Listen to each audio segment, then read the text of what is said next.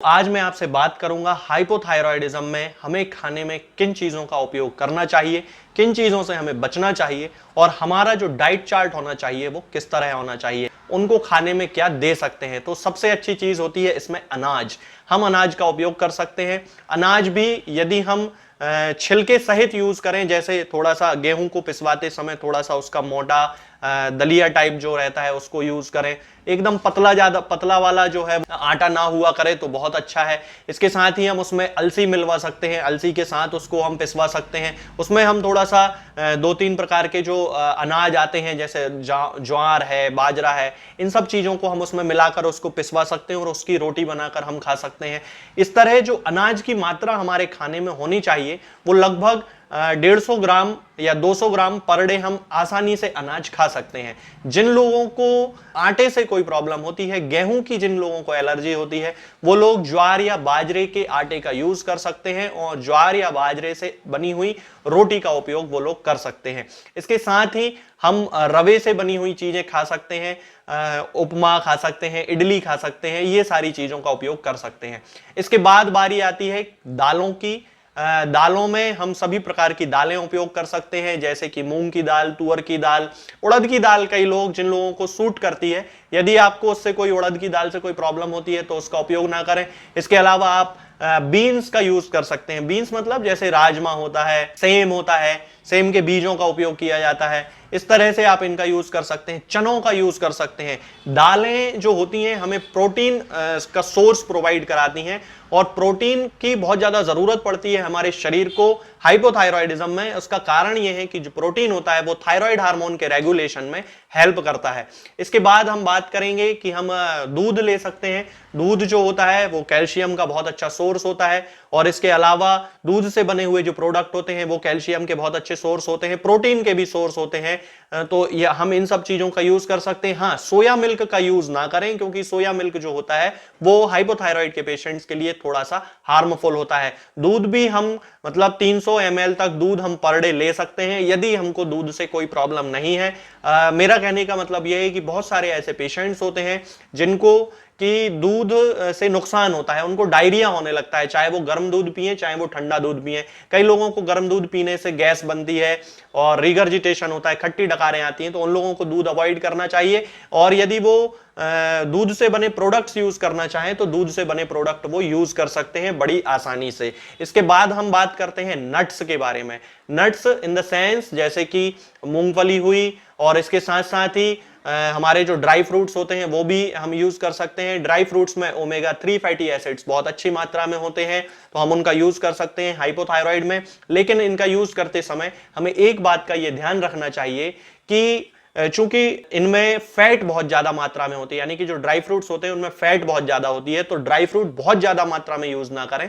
3-4 अखरोट कभी खा सकते हैं, 3-4 बादाम खा सकते हैं, 3-4 काजू दिन भर में खा सकते हैं, 4-5 खा सकते हैं, 6 खा सकते हैं। इससे ज्यादा बिल्कुल भी कभी ना खाएं। इसके साथ ही ज्यादा ड्राई फ्रूट खाने से कॉन्स्टिपेशन भी हो सकता है और वेट गेन तो होता ही है, और वेट गेन हाइपोथायराइड के पेशेंट्स की सबसे बड़ी समस्या होती है। इसलिए हमें यह ध्यान रखना चाहिए कि हम जब भी यूज करें, हमें बिल्कुल यूज करना है। ओमेगा 3 फैटी एसिड्स हमारी बॉडी में पहुंचना बहुत ज्यादा जरूरी है, इसलिए हमें उसका तो यूज करना ही है ड्राई फ्रूट्स का, लेकिन बहुत ज्यादा मात्रा में यूज ना करें। इसके बाद हम बात करते हैं बहुत ही खास चीज की, और वो है वेजिटेबल्स एंड फ्रूट्स, यानी कि फल और सब्जियां। तो दोस्तों, फल और सब्जियों में बहुत अच्छी मात्रा में, प्रचुर मात्रा में एंटीऑक्सीडेंट्स पाए जाते हैं, जो कि हमारे शरीर को बहुत ज्यादा जरूरी हैं। जिन लोगों को आयोडीन की कमी होती है उन लोगों को ही ज्यादा थायराइड डेवलप होता है, इसलिए हमें आयोडाइज्ड सॉल्ट का यूज करना चाहिए। हालांकि बहुत सारे लोग ये भी कहते हैं कि सेंधा नमक खाना चाहिए, तो आप सेंधा नमक भी यूज कर सकते हैं, उससे कोई प्रॉब्लम नहीं है।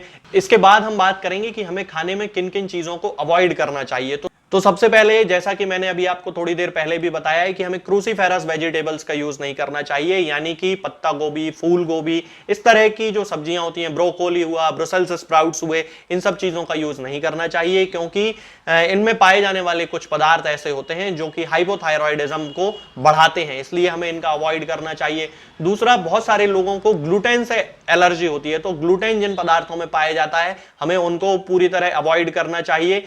इसका एक और कारण भी है कि ग्लूटेन वाले जो पदार्थ होते हैं उनसे बहुत सारे लोगों को एक ऑटो इम्यून डिसीज हो जाती है, जिसे सीलियाक डिसीज भी कहते हैं। तो खास तौर से हमें इन पदार्थों से बच के रहना चाहिए। इसके अलावा हमें कॉफी को अवॉइड करना चाहिए, चाय को अवॉइड करना चाहिए, अल्कोहल को अवॉइड करना चाहिए। ये सारी चीजें हमें बीमार बनाती हैं, हमारे इम्यूनिटी को कमजोर कर देती हैं, इसलिए हमें इनसे बचना चाहिए। यदि आपको चाय पीने की इच्छा है तो आप ग्रीन टी पी सकते हैं, और इसके साथ ही आप टर्मेरिक टी पी सकते हैं। अभी आगे वीडियो में मैं आपको बताऊंगा कि टर्मेरिक टी कैसे बनाई जाती है, हम उसको पी सकते हैं। और कॉफी को अवॉइड करें, इन सब चीजों से हमारी जो इम्यूनिटी है वो कमजोर हो जाती है।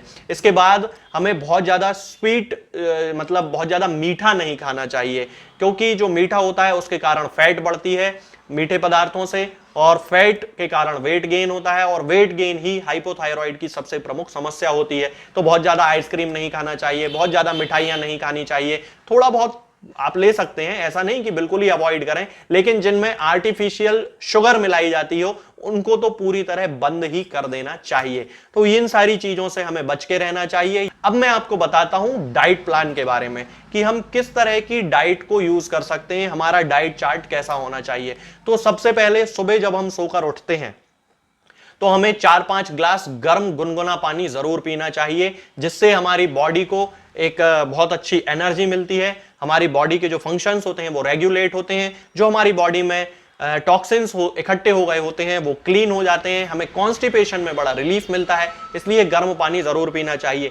इसके साथ हम गर्म पानी में नींबू मिला सकते हैं। अब मैं आपको यहां पर बता दूं कि मैं नींबू मिलाने की बात कर रहा हूं, थोड़ा सा ही नींबू मिलाया जाता है, आधा नींबू उसको कट कर लें और उसको मिला लें। मैं आपको 1 गिलास पूरा नींबू का रस पीने को नहीं बोल रहा हूं, जिसमें पूरा नींबू ही नींबू हो, जिसमें पानी ना हो, क्योंकि बहुत सारे लोग फिर ये बोलते हैं कि नींबू से ये प्रॉब्लम होती है, नींबू से वो प्रॉब्लम होती है। तो नींबू से जिन लोगों को एलर्जी है वो नींबू को अवॉइड कर सकते हैं। इसके साथ ही हमें सुबह ब्रेकफास्ट में यदि हम बात करें तो हम रवे से बनी हुई कोई चीजें ले सकते हैं, जैसे कि इडली खा सकते हैं, उपमा खा सकते हैं। इसके अलावा दलिया हम खा सकते हैं, दूध में मिलाकर ले सकते हैं। फ्रूट सैलेड खाना हो, यानी कि फलों से बनी हुई सलाद खाना हो, वो आराम से खा सकते हैं। फलों का रस आप ले सकते हैं। ये सारी चीजों को आप ब्रेकफास्ट में यूज कर सकते हैं। और उसके बाद दोपहर के खाने की जब हम बात करते हैं तो दोपहर के खाने में हम 2 रोटी ले सकते हैं। जिन लोगों को गेहूं से प्रॉब्लम है वो ज्वार की रोटी खा सकते हैं, बाजरे से बनी हुई रोटी खा सकते हैं। इसके साथ ही 1 कप हमें दही उसमें यूज करना है, 1 कप हमें दाल यूज करना है। दाल की मात्रा 80 ग्राम के आसपास हो, बहुत अच्छा है, 100 ग्राम तक भी ले सकते हैं। दही की मात्रा 50 ग्राम हो, बहुत अच्छा है। इसके साथ ही हम कोई सूप पी सकते हैं, जैसे टोमेटो सूप पिया जा सकता है, बहुत अच्छा रहेगा। इसके बाद हम शाम के खाने की बात करें, यानी कि डिनर की बात यदि जब हम करते हैं तो डिनर में हमें बहुत ज्यादा हैवी खाना नहीं खाना है, और डिनर हमें शाम को 7 बजे कर लेना है। शाम को 7 बजे के बाद यदि हम खाना खाते हैं तो हमें बहुत सारी इंडाइजेशन की प्रॉब्लम हो सकती है, गैस्ट्रिक ट्रबल्स हो सकती हैं, वेट गेन हमारा हो सकता है। इसलिए हमें इससे बचना है। शाम को 7, 7:30 के बाद कभी भी खाना ना खाएं। ये सामान्य लोगों के लिए भी है, केवल हाइपोथायराइड के पेशेंट्स के लिए नहीं है। अब हम डिनर में ले सकते हैं, हल्की रोटी ले सकते हैं, 2 बिल्कुल पतली रोटी ली जा सकती है, ज्वार की ले सकते हैं। यदि कोई प्रॉब्लम ना हो तो मिक्स आटे की रोटी ले सकते हैं, जिसे मिस्सी रोटी कहते हैं। जैसे बहुत सारे अलसी मिला लिया, उसमें थोड़ा सा उसमें बेसन मिला लिया, थोड़ी सी उसमें मूंग की दाल मिला ली और उस आटे को पीस लिया, आटे से उससे रोटी बना के हम ले सकते हैं। उसके साथ हम लौकी की सब्जी खा सकते हैं, तुरई की सब्जी खा सकते हैं, दही हम रात में खा सकते हैं, कोई प्रॉब्लम नहीं है। ये एक नॉर्मल डाइट चार्ट है। इसके बाद रात में हम सोते समय टर्मेरिक टी का उपयोग जरूर करें। टर्मेरिक टी क्या होती है मैं ये आपको बता देता हूं कि हमें क्या करना है। कि टर्मेरिक टी बनाने के लिए हमें 1 गिलास पानी लेना चाहिए। उस 1 गिलास पानी में 1 बड़ा चम्मच हल्दी हम लें, हल्दी पाउडर उसमें डालें। उसके बाद 1/4 चम्मच हम उसमें काली मिर्च डालें, और उसके बाद 1/4 चम्मच हम उसमें वर्जिन कोकोनट ऑयल मिला लें। उसको अच्छे से हम उबाल लें, उबाल के ठंडा करके उसको छान लें और उसको पिएं। रात को सोते समय यदि हम इसका उपयोग करते हैं तो हमें ये थायराइड हार्मोन को रेगुलेट करने में बहुत हेल्प करती है। हल्दी बहुत अच्छी चीज होती है, इसमें एंटीऑक्सीडेंट्स होते हैं, एंटी कैंसरस एक्टिविटीज पाई जाती हैं, इसलिए हम इस टर्मेरिक टी का उपयोग सामान्य व्यक्तियों में भी कर सकते हैं और हाइपोथायराइड के पेशेंट में तो हमें करना ही है। तो दोस्तों आज के वीडियो में बस इतना ही। आप इस डाइट चार्ट को फॉलो करें, जिन चीजों को मैंने खाने में बताया है आप उनका यूज करें। दोस्तों होम्योपैथिक दवाओं को खाने का सबसे अच्छा तरीका होता है कि हम हमेशा खाली पेट इन दवाओं को खाएं। जिन दवाओं को दिन में केवल एक बार खाना है, उन्हें सुबह खाली पेट खा लेना चाहिए। मुंह में अच्छे से कुल्ला करके, गार्गल्स करके मुंह को साफ कर लेना चाहिए।